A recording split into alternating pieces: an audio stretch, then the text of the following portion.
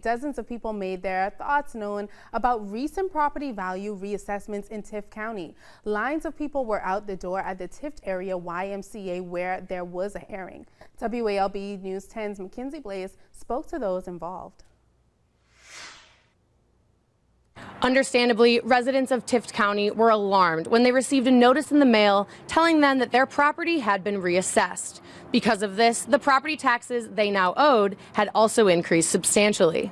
A reassessment was allowed because the county fell out of ratio in all four categories: agricultural, commercial, industrial, and residential.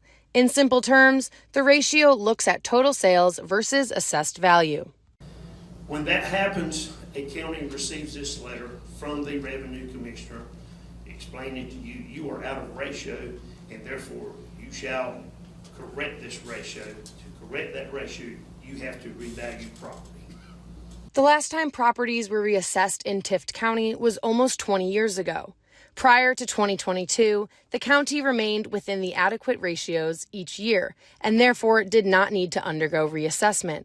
Many residents feel that their property was reassessed inadequately. And we're hoping by coming here, and it was a large outpouring, that we can make a difference and maybe roll this back to where it was, or at least to somewhat where everybody will be able to afford it.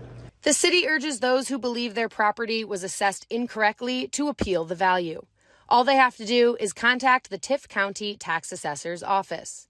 Once all the evaluations are completed, the city, county, and Board of Education will decide on a millage rate. And the city is completely committed to rolling back their millage rate. So if people still do have higher property values, we're going to be taxing at a lower rate so that that impact on what they actually are having to pay is not going to be so drastic.